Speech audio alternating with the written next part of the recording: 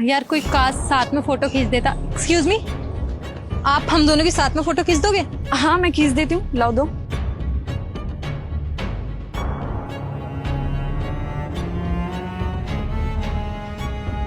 ये लो। Thank you. देख फोटो तो काफी अच्छी खींची है, फोटोग्राफी अच्छी कर लेते हो आप। अच्छा मम्मी।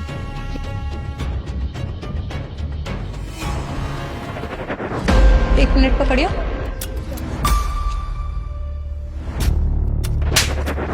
हिम्मत क्या थी तुम्हारी हमारी गाड़ी के आगे आके खड़े होने की? क्या मतलब? ये आपकी गाड़ी है और अगर मैं आपकी गाड़ी में टीक लगा के खड़ी हुई हो गई तो इसमें कुछ होगा थोड़ी। मैं बस नॉर्मली खड़ी थी यहाँ पे, गंदी थोड़ी हो गई है, बिल्कुल साफ है, आप देख सकते हो।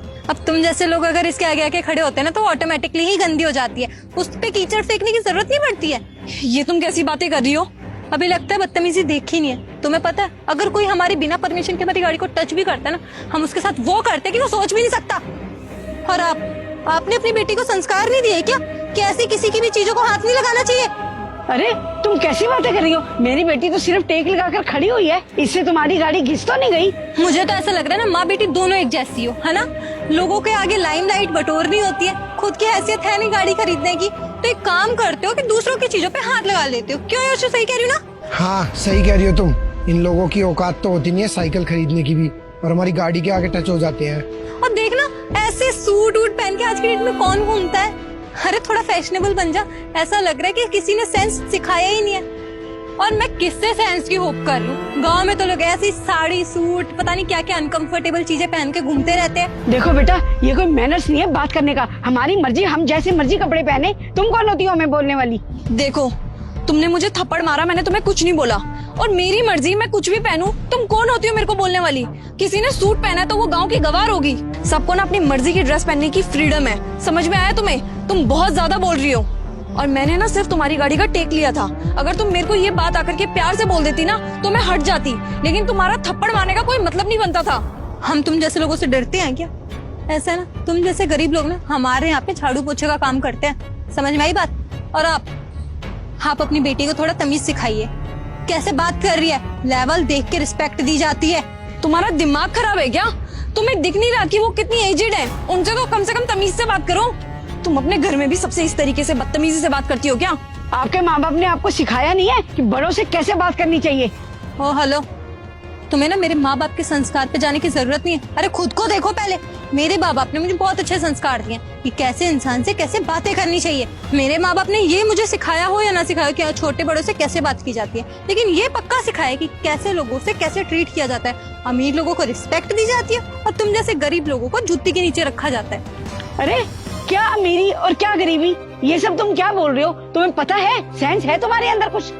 ये मेरी बेटी भी खड़ी है, फालतू बोल रही है। इसे मैंने संस्कार दिए हैं और तुम, लगता है तुम्हारी माँ ने तुम्हें यही संस्कार दिए। जैसी तुम हो वैसी ही तुम्हारी माँ होगी। अरे ओ बुढ़िया, तुम्हारी ये हिम्मत! तुम तब से मेरे से बदतमीजी से बात कर रही थी, मैंने तुम्हें कुछ नहीं बोला, ठीक है? मैं तब से तुम्हारी बदतमीजियां सहन कर रही थी, इसका मतलब ये नहीं कि तुम मेरी मम्मी के साथ भी बदतमीजी करोगी। तुम्हें बोलने का सलीका ही नहीं है, किससे कैसे बात करनी चाहिए। मैं तुम्हारी बदतमीजियां सहन करती जा रही थी। तुम्हारी तो बदतमीजियों की कोई लिमिट ही नहीं है। तुम तो सारी हदें क्रॉस करती जा रही हो। तुमने मेरी मम्मी का हाथ कैसे पकड़ा? कभी ये बोल रही हो कि तुम्हारी गाड़ी में टेक लगने से डेंट आ जाएगा, स्क्रैच आ जाएगा, कभी मेरे कपड़ों में कमेंट कर रही हो, मुझे थप्पड़ तक मार दिया, और अब मेरी मम्मी का सीधा हाथ पकड़ लिया। मैंने सोचा तुम दोनों बच्चे हो, फोटो क्लिक कर रहे हो गाड़ी के आगे, मैंने सोचा तुम्हारी फोटो में कहीं मैं डिस्टर्बेंस क्रिएट ना कर दूं, तो इसलिए मैं चुपचाप आकर के यहाँ पे साइड में खड़ी हो गई। मेरी गलती क्या थी? तुम जो अपनी गाड़ी की मुझे दोस्त दिखा रही हो और तुम जो मेरी गाड़ी के आगे फोटो क्लिक कर रही हो, मैं भी तुम्हें वहाँ पे हटा सकती थी, थप्पड़ मार सकती थी, लेकिन मैंने तुम्हें कुछ नहीं बोला।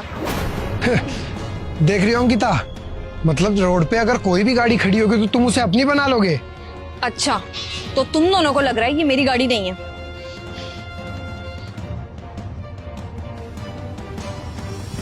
अब तो पता चल गया होगा कि ये गाड़ी मेरी है। मेरी बेटी अगर चाहे ना तुम्हें अभी के अभी सजा दिलवा सकती है। सजा कैसे दिलवा सकते हो आंटी? मैंने कोई ऐसा गुनाह थोड़ी ना कर दिया। तुम्हें पता है मेरी बेटी IPS ऑफिसर है, वो चाहे ना तुम्हें अभी के अभी सजा दिलवा सकती है। सॉरी मैम, मुझे नहीं पता था कि आप यहाँ की IPS ऑफिसर है, वरना मैं कभी भी नहीं करती। आंटी जी प्लीज हमें माफ कर दीजिए, देखिए हमें सजा मत दिलाइए। मैं वादा करती हूँ आगे से कभी ऐसा किसी के साथ भी नहीं करूंगी। अच्छा, तो तुम्हें अब पता लगा कि मैं आईपीएस ऑफिसर हूँ, तो जल्दी से माफी मांग लेते हैं, है ना? और अगर यहाँ पे कोई और लड़की खड़ी होती जिसकी ये गाड़ी भी नहीं होती, तब तो तुम मुझसे पता नहीं कितनी ज्यादा बदतमीजी से बात करती, है ना? हाँ बेटा, तूने बिल्कुल सही कहा। इंसानियत होनी चाहिए इंसान में। अब मेरी गरीबी से कुछ फर्क नहीं पड़ता। हाँ माँ, मुझे तो लगता है इनके पेरेंट्स ने इनको यही सिखाया है। इनके संस्कार ना झलक रहे हैं अच्छे से।